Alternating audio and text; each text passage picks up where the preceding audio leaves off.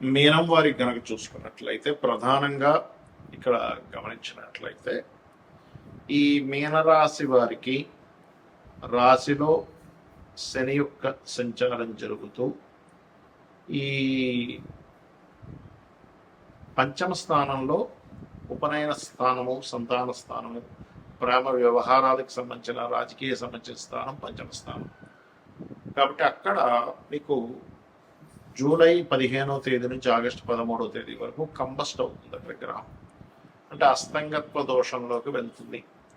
మరి ఈ అస్తంగత్వ దోష ఫలితాలు ఎలా ఉంటాయి, ఎటువంటి విషయాల పట్ల మీరు జాగ్రత్త వహించాలి, ఏ దేవత ఆరాధన చేయాలి అనేటువంటి అంశాలు చెప్తుంది. నేనైనప్పటికీ చెప్పిస్తుంది సాక్షాత్ లలిత అమ్మవారిగా భావిస్తూ ఆ లలితాంబిక అమ్మవారి యొక్క అనుగ్రహం మీకు పరిపూర్ణంగా కలగాలని మనస్ఫూర్తి కోరుకుంటూ, ఇక్కడ ఎప్పుడైతే ఈ మౌఢ్యం ఏర్పడుతుందో పంచమంలో, ఇక్కడ ఎవరైతే చూడండి మనకి జూలై 15 నుంచి ఆగస్టు 13 మధ్యలో, అంటే దాదాపుగా ఒక 25 రోజుల పాటు అనుకోండి, 23 రోజుల పాటు దాదాపుగా, అయితే 25 రోజులు అనుకోండి. అయితే ఈ సమయంలో మీరు ఎట్టి పరిస్థితుల్లో కూడా ఉపనయనాది సంస్కారాలు కానివ్వండి, అంటే మౌఢ్యంలో ఎవరో చేయగానే మీకు అస్సలు పనికిరాదు చెప్తున్నా.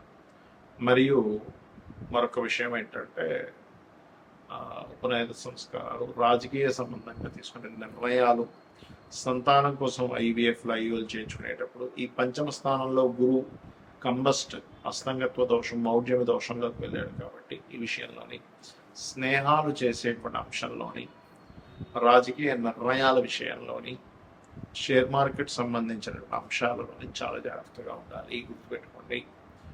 అలాగే మరొక విషయం ఏంటంటే ఇక్కడ రాహువు మన ఇంట్లో ఉన్నందుకు విదేశీ యోగాలు అయితే ఖచ్చితంగా కలుగుతాయి. ధైర్యంగా కొన్ని నిర్ణయాలు కూడా తీసుకుంటారు.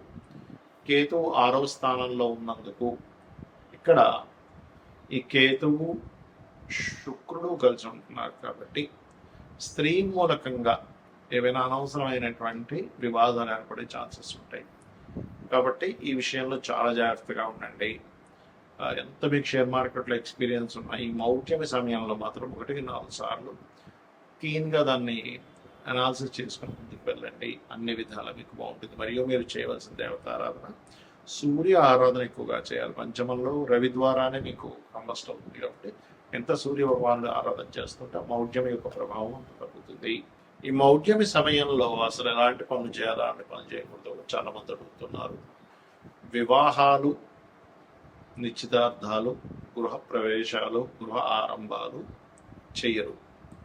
ఇది మరి నార్త్ సైడ్ వాళ్ళకి వర్తించదు అంటారు. మనం ఎక్కువగా పాటిస్తూ ఉంటాం. నార్త్ సైడ్ వాళ్ళకి పట్టించుకోరు. కాకపోతే దాని ప్రభావం ఉంటుంది. ఎంతైనా కూడా మనకి వర్జము, దుర్ముహూర్తము, యమగండాలు ఇవన్నీ కొన్ని ప్రాంతాల్లో వర్తిస్తే, కొన్ని ప్రాంతాల్లో వర్తించినప్పుడు అలాగే మరి ఇది అలా అవుతుందా అంటారు చాలా మందికి. కానీ ఇది అలా ఉండదు.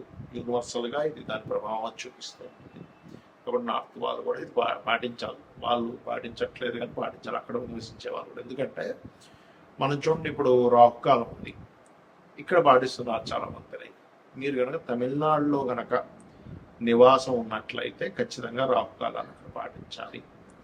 ఇక్కడ ఉన్నప్పుడు వజ్రము, దుర్ముహూర్తము, అదేవిధంగా యమగండం పాటించాలి. కానీ ఈ మౌఢ్యమికి సంబంధించినవి ప్రపంచం మొత్తం పాటించాలి. అయితే చాలామంది ఈ మౌఢ్యమికి కొన్ని తెలియని కొన్ని ఎలా అంటే రెగ్యులర్గా చేసేవి కూడా ఆపుతూ ఉంటారు. అంటే అలాగా ఉద్యోగం వచ్చింది, ఉద్యోగంలో జాయిన్ అవ్వాలి, మౌఢ్యమితో సంబంధం లేదు, అది మీ యొక్క జీవితానికి సంబంధించినటువంటి, మీ నిత్య జీవితంలో మీకు డబ్బులు రావాలంటే కాబట్టి మౌఢ్యమితో సంబంధం లేదు, గుర్తుపెట్టుకోండి. అలాగే రెంటిల్లు మారుతున్నారు, పెద్దగా సంబంధం ఉండదు మౌఢ్యంతో. కాకపోతే మౌఢ్యంలో అవాయిడ్ చేస్తే మంచిది. అంతేగాని పెద్ద దానివల్ల ఏదో వస్తుందని మాత్రం అనుకోకండి. అదేవిధంగా ఇంకొంతమంది కొన్ని మరమ్మతులు చేయించుకుంటూ ఉంటారు ఇంట్లో. ఏమైనా వాస్తు దోషం ఉంది, మౌఢ్యంలో చేయించుకోవచ్చు, ఏమి సంబంధం లేదు. నువ్వు సెట్ చేసుకునే దానికి చేసుకోవచ్చు. ఎలా అయితే ఔషధ సేవన విషయంలో ఫలానా నక్షత్రాలు మంచిదని చెప్తాడు. కానీ నీకు అత్యవసరం ఉన్నప్పుడు కత్తో పొడి చేశాడు, బ్లడ్ వచ్చేస్తాము, ఇప్పుడు మౌఢ్యం ఉందండి, ఈరోజు దుర్ముహూర్తం ఉంది, వర్జ్యం ఉంది, లేకపోతే యమగండం ఉంది, ఇప్పుడు హాస్పిటల్కి వెళ్ళకూడదంటే ఎలా? యాక్సిడెంట్ అయింది, వెంటనే తీసుకెళ్ళి వాడు అతను రిపేర్ చేయించాలి. అత్యవసర వస్తువుల్లో ధర్మం ఎలా అంటే మీకు ఆపద్ధర్మాలు అనుకుని ఉంటాయి, అలాంటి సందర్భాల్లో ఈ మౌఢ్యం సంబంధం లేదు. అలాగే మరొక విషయం ఏంటంటే, ఇప్పుడు నేను మీకు ఇందాక ఒక్కొక్క రాశి వాళ్ళకి మీకు చెప్తూ వచ్చా ఈ మౌఢ్యమి సంబంధించిన విషయం. మేషం వారికి ఈ ప్రాపర్టీ విషయంలో, వృషభం వారికి అగ్రిమెంట్స్ అని, మిథునం వారికి ధన విషయంలో, కర్కాటకం వారికి అప్పుల విషయంలోని, లేకపోతే బాధ్యతలు స్ట్రక్ అవడం అని, సింహం వారికి ఇన్వెస్ట్మెంట్స్ అని, కన్య వారికి బిజినెస్ రిలేటెడ్, తుల వారికి జాబ్ సంబంధించిన, మరియు అదేవిధంగా వృచ్చికం వారికి దూర ప్రాంతాలు అంటే ఉపనయనాల సంస్కారాలు, ధనస్సు వారికి ఏమో షేర్ మార్కెట్ అండ్ ఇన్సూరెన్సెస్, మకరం వారికి ఏమో వివాహ సంబంధించిన, మరియు ఈ కుంభం వారికి ఏమో మన ఏదైతే ఇందాక చెప్పుకున్నామో ఈ అప్పులు ఇవ్వడం తీసుకోవడం, జాబ్ సంబంధించిన, మరియు అదేవిధంగా శత్రుత్వాల విషయంలో మీనం వారికి సంతానం సంబంధించిన. ఎందుకు అంటే వాళ్ళ లగ్నం నుంచి ఆ భావం ఆ స్థానం అవుతుంది. అన్ని విషయాలకు కాదు, పర్టికులర్గా వాళ్ళ పర్సనల్ చార్ట్లో ఈ విషయంలో జాగ్రత్తగా ఉండాలి. యూనివర్సల్గా జరిగే కొన్ని శుభకార్యాలకు ఎందుకు శుభకార్యాలు చేయరు ఆ సమయంలో అంటే, గురువు యొక్క దృష్టి, శుక్రుడి యొక్క దృష్టి, రవి యొక్క కిరణాల చేత, రవికి అతి సమీపంలో వెళ్ళడం మూలంగా వాటి యొక్క ప్రభావం తగ్గిపోతుంది. వాటి ప్రభావం ఎప్పుడైతే గురువు ప్రభావం తగ్గిపోయిందో అక్కడ కలిగేటువంటివి ఏమిటి, యూనివర్సల్గా జరిగేవి ఏమిటి, బంగారం యొక్క ధర సంబంధించిన విషయంలో బాగా డౌన్ ఫాల్ అవ్వడం ఆ సమయం, ఇంకా విచిత్రంగా ఫ్లక్చువేట్ అవ్వడం ధరల విషయంలో జరుగుతుంటుంది అనమాట ఆ టైంలో పర్టికులర్. అలానే మీరు చాలామంది ఏంటంటే, నేను చాలాసార్లు చెప్పాను, 1 year నుంచి చెప్తున్నాను, బాగా పెరుగుతుంటుంది, తగ్గుతుంటుంది, 50 సార్లు అయినా జరుగుతుంది, డోంట్ వరీ అని. ఇక్కడ చాలామంది చేసే మిస్టేక్ ఏంటంటే, వాళ్ళ జన్మజాతకాలలో రవి గురువులు పాడైపోయి ఉంటే తెలియక వాళ్ళు బంగారంలో ఇన్వెస్ట్మెంట్ చేస్తున్నారు. దానివల్ల తెలియకుండా హైలో ఉన్నప్పుడు కొనడం, తగ్గినప్పుడు అమ్మడం జరుగుతుంది. కాబట్టి నేను చెప్పేది ఒకటే గుర్తుపెట్టుకోండి, ఈ బంగారం విషయంలో కూడా ఈ మౌఢ్యం ఫ్లక్చువేషన్స్ ఇస్తుంది. రవి గురువుని కంబస్ చేయడం వల్ల. అదేవిధంగా మరొక విషయం ఏంటంటే, ఇది జల సంబంధించిన విషయాలు, సునామీలు ప్రపంచవ్యాప్తంగా కొన్ని ఈ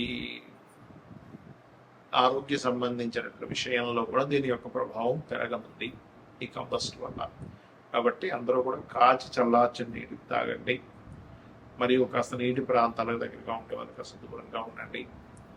అదేవిధంగా ఇది ఒక రకంగా చెప్పాలంటే ఒక జీవాత్మ సంయోగం అంటూ ఉంటారు. ఎవరికైనా ఈ కాంబినేషన్ ఉన్నప్పుడు వాళ్ళకి ఇంట్యూషన్స్ కూడా బ్రహ్మాండంగా పనిచేస్తాయి చెప్పాలంటే, ఒక డిగ్నిఫైడ్ నేచర్లో కూడా వెళ్తూ ఉంటుంది. కాకపోతే ఏంటంటే, మనకి యోగము అంటారు జ్యోతిష్ శాస్త్రంలో.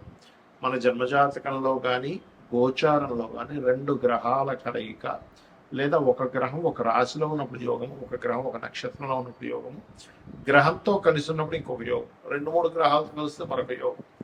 ఇలా యోగము ఏర్పడి గోచారంలో ఇచ్చే రిజల్ట్స్ చాలా బలంగా ఉంటాయి, గుర్తుపెట్టుకోండి.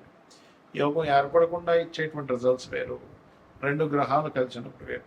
కాబట్టి మీరు ఏం చేస్తారంటే, మీకు జన్మజాతకం తెలియదు, అసలు ఏం చేయాలో అర్థం కావట్లేదు, మీ డేట్ ఆఫ్ బర్త్ లేదు, అలాంటప్పుడు కూడా ఏం టెన్షన్ పడకుండా సూర్యనారాయణమూర్తి యొక్క ఆరాధన, లలితా సహస్రనామాలు, వీలైతే లలితా సహస్రనామాలు సూర్య భగవాను చూస్తూ ఓం భానుమండల మధ్యస్థ భైరవీ భగవాన్ నమః మంత్రం చేయండి అనేది తెలబాగుంటుంది.